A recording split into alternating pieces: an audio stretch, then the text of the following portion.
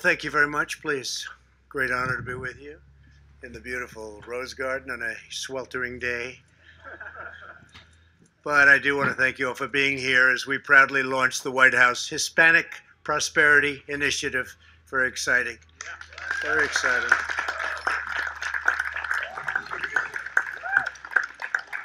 Thank you. With this very exciting new effort, we will deliver a future of greater promise, opportunity, and freedom for our nations. Really, it's a treasure. You are a treasure. The Hispanic Americans and the Hispanic American community is a treasure. Thank you. We're thrilled to be joined today by Secretary of Education, Betsy DeVos. Thank you, Betsy. Thank you. Secretary of Commerce, Wilbur Ross. Thank you, Wilbur. Secretary of Housing and Urban Development, Ben Carson. Thank you, Ben. Small Business Administrator, Jovita Carranza. Thank you, Jovita. Very popular, Jovita. And Representative Mike Garcia. Good, thank you. Thank you. Congratulations, Mike. That was a big win, huh? Biggest in 22 years, they say, huh? First time in 22 years. That's a good one. Well, you got something special going, right? Thank you, Mike. Great job.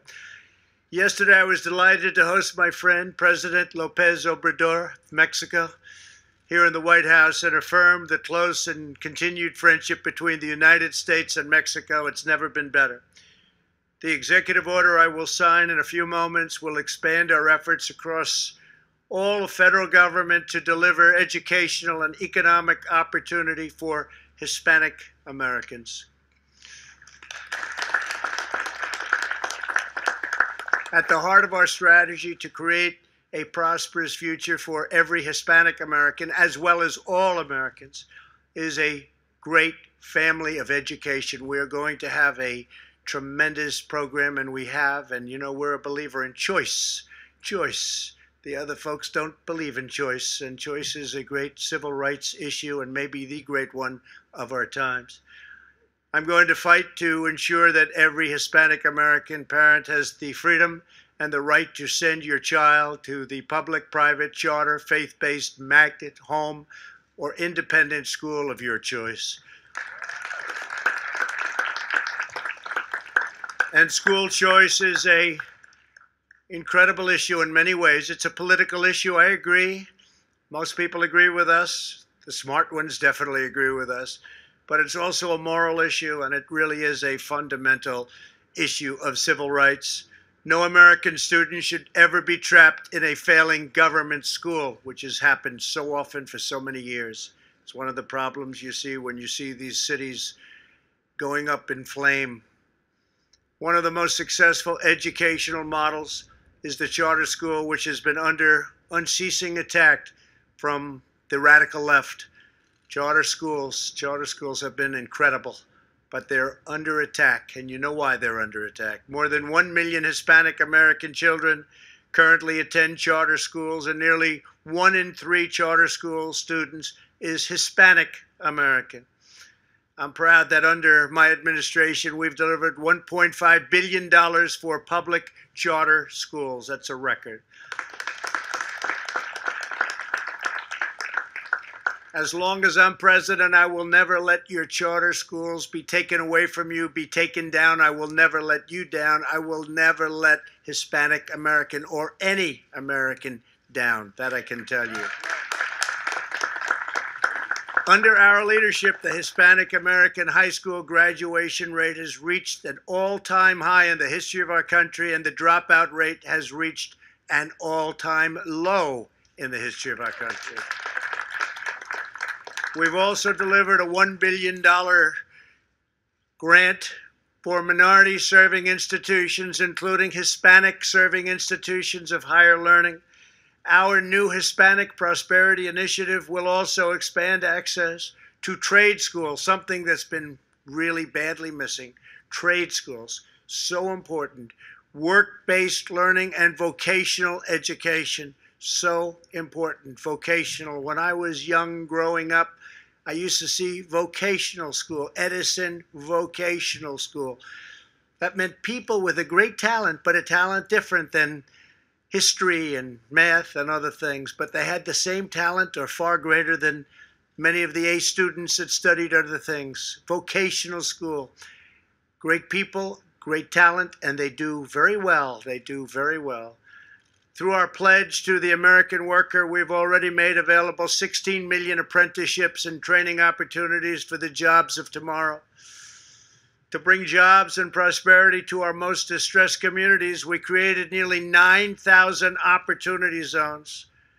That's been a great success, a tremendous. Tim Scott of South Carolina has helped me so much. Which have already brought nearly $100 billion in investment to neighborhoods where millions of Hispanic Americans live. And you see it, so many of you already today, and speaking with you, you said what a difference that made. Before the plague from China came in, you know what that is? That's the China virus. Before it came in and hit us, we achieved the lowest Hispanic American unemployment rate and the lowest poverty rate ever recorded, history of our country ever recorded. And we're getting back to it very quickly.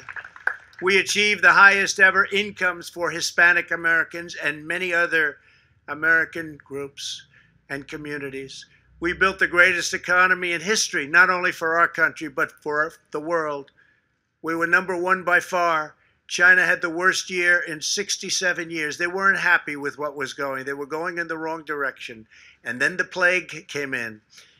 But together we will do it again, and we will do it very quickly, and we're already doing it. We will achieve a swift, full, and complete recovery for Hispanic Americans and the Hispanic American community, and we're doing it very, very rapidly. Our strategy focuses on sheltering the most vulnerable, including older Americans and nursing home residents, while allowing those at lower risk, such as young and healthy children in many cases. The immune system is so powerful, so strong. But the young and the healthy to safely return to work and to school. We have to open our schools. Open our schools. Stop this nonsense. We open our schools. Germany, Norway, so many countries right now, they're open. The schools are open, and they're doing just fine, and they're opening in the fall. So we have to get our schools open. Denmark, Sweden, we have to get our schools open and stop this political nonsense. And it's only political nonsense. It's politics. They don't want to open because they think it will help them on November 3rd. I think it's going to hurt them on November 3rd. Open your schools. At the same time, we're unleashing the scientific brilliance of our people. We have multiple effective therapies in use already, with more being developed, and you have to see some of them. The results are looking incredible. And we are on track to produce a vaccine in record time and very, very soon. It's going to be announced, I believe, very, very soon. So we have therapies and we have vaccines. Utilizing these advances and the skill of our doctors and nurses, we have dramatically reduced mortality rates. We have among the lowest mortality rate anywhere in the world. We've done a great job, whether it's ventilators or anything you want to look at. Testing. We test so many people, then we have more cases. Everybody says, we have so many cases. That's because we test so many people. We're up to approximately 40 million tests, going up to 45 very quickly. So we have tests. Other countries don't do tests like we do. So we show cases. Other countries don't show cases. But what we do have is we have perhaps the lowest, but among the lowest, but perhaps the lowest mortality rate, death rate, anywhere in the world. And that's a tremendous sign as to what we're doing and what our doctors have learned and the kind of things that we're using. It's an incredible number, statistically an incredible number. A policy of never-ending lockdowns month after month would ultimately do more harm than good to public health, and so bad for our children. As a result, it really is more loss of life. We can't do that. We have to get back now. We did it right. We saved millions of lives by what we did. We shut it down. We saved millions of lives. I put a ban on China, heavily infected. I put a ban on Europe very early, both of them very early. We saved millions of lives. Now it's time to get back to work. A lot of people were against those bans, and now they admit, most of those same people admit That ban was the greatest thing. It saved so many lives. Crucially, we realize that the health of a nation's economy is fundamental to the health of its people. In the last 2 months, we have begun the fastest economic comeback in history, including an increase in Hispanic American employment of more than 2.1 million jobs. It's a record. The Hispanic Prosperity Initiative will help build on this program. I will be naming a leader of incredible vision, former Lieutenant Governor of New Mexico, John Sanchez. And I know he's here. John, I'd love to have you come up and say a few words, please. Please, thank you. Thank you. Thank you very much. Well, thank you, Mr. President. What an honor it is to be here with you and everybody else here in our nation's capital. Let me say, from a young boy who grew up in absolute poverty, the youngest of 8 kids with a single mother, I understand what it is for the challenges facing all families, but especially Hispanic families in this country. But because of her leadership through personal responsibility, stay in school, get a good education, we have lived the American dream. As a young boy, I used to go and search for cardboard boxes out of the trash cans of grocery stores because we didn't have the soles, Mr. President, on our shoes. We would hope and pray that it wouldn't rain so the cardboard wouldn't melt on our way to school. Here now, almost 50 years later, I stand next to the most powerful man in the world, in the most powerful city in the world, at the White House with all of you fine folks. Today, I have lived the American dream. I look at my brand new black shoes. That's the American dream. Mr. President, your leadership when it comes to job creation, education reform, choice when it comes to education will allow this country to fulfill its American dream. I'm honored to be here with you, Mr. President. Your great leadership, making America great. We stand with you. We'll keep America great under your leadership. God bless you. Thank you very much. Thank you, John. Great job, John. Thank you very much. Great honor. I'll also be appointing the CEO and President of Goya Foods, Bob Unanue. Please. Please, Bob. Thank you very much, Bob. Good afternoon, Mr. President. Good afternoon, everyone. It's such an honor and such a blessing to be here in the greatest country in the world, the most prosperous country in the world, and we continue to grow. And that's what we're here to do today. Our company was founded in 1936 by my grandfather, who left Spain at only 18 years old, did not know where he was heading, but he was heading and looking for opportunity and prosperity, and he found it in this great country.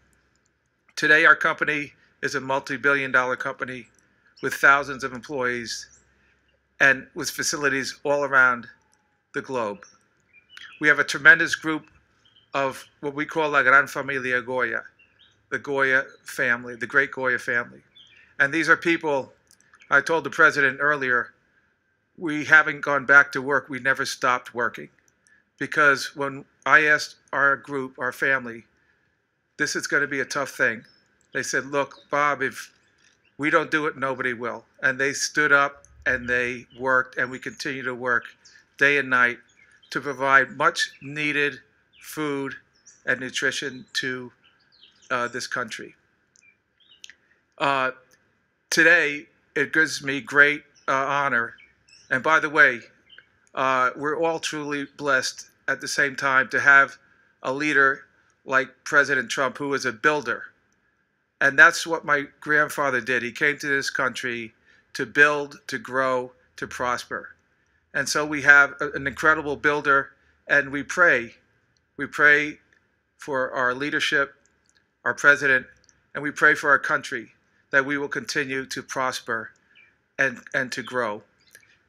Today, I have an announcement to make that the Gran Familia Goya wanted to share with all of you. There's a great need today in food banks around the country.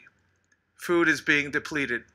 Hopefully, as the summer ends, we have new crops coming forward, but right now there is a shortage. So our employees and some partners we have in the industry wanted to donate 1 million cans of Goya chickpeas and 1 million pounds of food. And these are all products made in the United States, steel from United States Steel, Silgan Containers, Producers Rice Mill in Arkansas, donating food, our farmers, and again, all of our products, a lot of our products are grown here in the United States, made in America. And we're very proud to give back to this nation, to the food banks, which are going to be needing some of that important food, something that we do all year, but in particular at this special time, we wanted to make that gift. So God bless you all. We hope that we continue to prosper and grow in this great country and give thanks to God. Thank you very much. Thank you, Bob. Thank you. Great. Thank you, Bob. It's very nice. We're also grateful to be joined by future commission members standing behind me: Mario Rodriguez, Steve Cortez, Lourdes Aguirre, Jose Fuentes, Cassandra Garcia Meade, Chris Garcia, Jesus Marquez, David Olivencia, Alfredo Ortiz. Thank you all very much for being here. Thank you very much. Great group of people. We just had a fantastic meeting. Hispanic Americans are cherished members of our national family. They have been an integral part of building this country throughout all of American history. Over generations, Hispanic Americans have started countless small businesses, inspired our communities, and served our country in every way imaginable.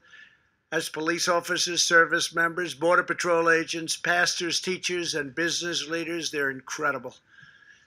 Now Hispanic Americans are watching as the cities they help build, the communities they help police, the businesses they created, and the dreams they pursued are being threatened by an extreme movement that wants to tear everything down.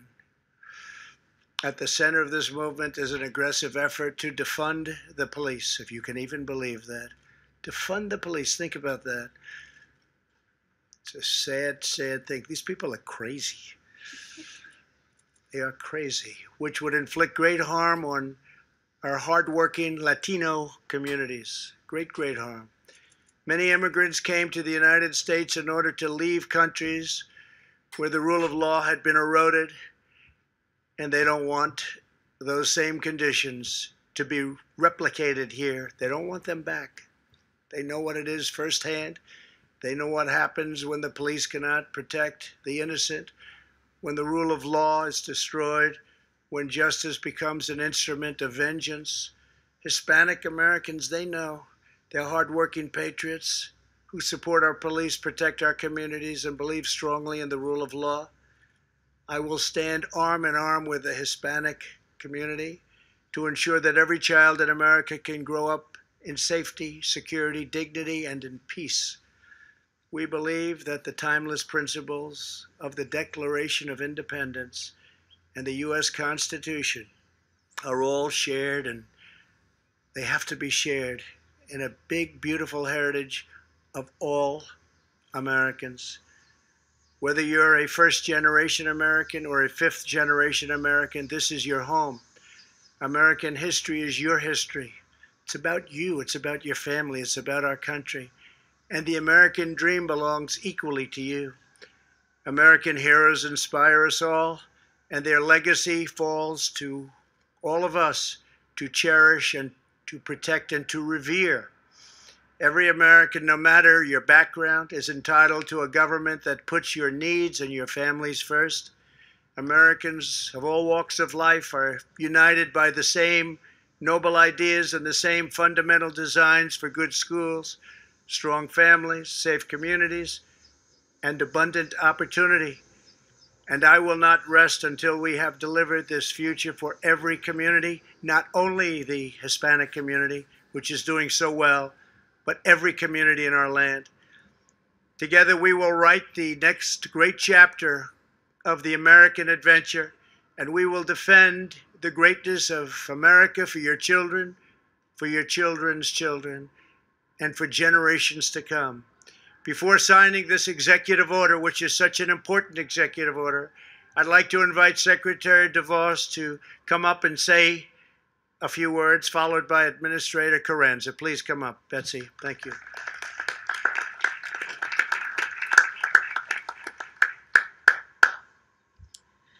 Well, thank you so much, Mr. President, for your leadership on this initiative. As you have noted, education opens the door to prosperity and opportunity. And Hispanic students, like all students, need to have the freedom and choice to find their education fit. Mr. President, you have led in advancing opportunity for Hispanic students by supporting Hispanic serving higher ed institutions, by expanding the opportunities for charter schools, by expanding the DC Opportunity Scholarship Program right here in the district. And there's still more to do, because all Hispanic students across our country need to have the opportunity to choose their right education fit. They need to have school choice. We know this is broadly supported by Hispanic families. 80% of them support this notion of ensuring their children and their grandchildren have that opportunity. So thank you, Mr. President, for your leadership in ensuring that all Hispanic students have that chance at the American dream. Thanks, Mr. President.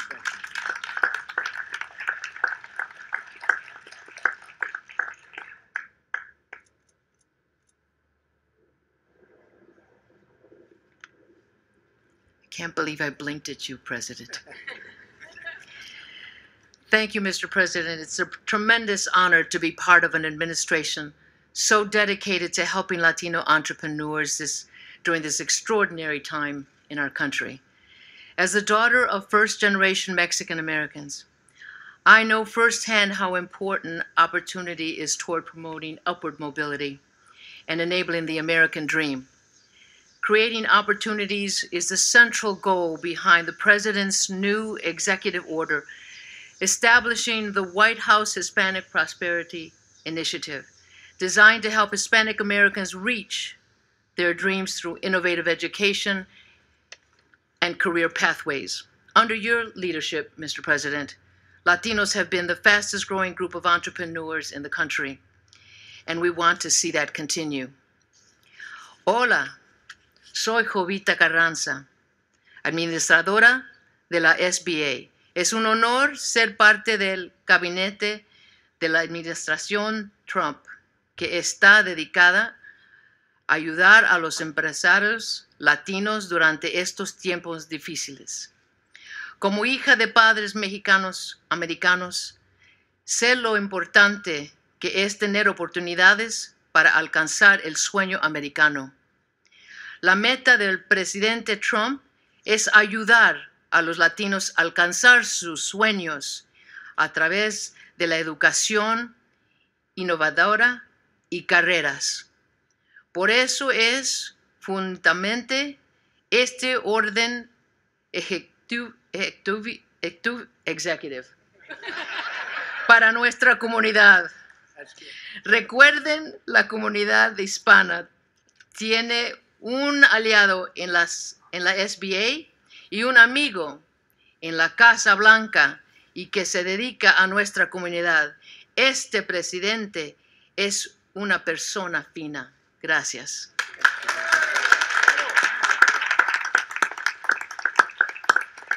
Hey, Mike, maybe you'd come up just and say a real quick word, because it's about, you know, like setting records out here. But come on up. This man is such a big star now. California, you win in California, you got to be good. A Republican, we're going to have a lot of Republicans winning in California, Mike, I think. Please. I hope so. I think it's the beginning of something great in California, personally, Mr. President.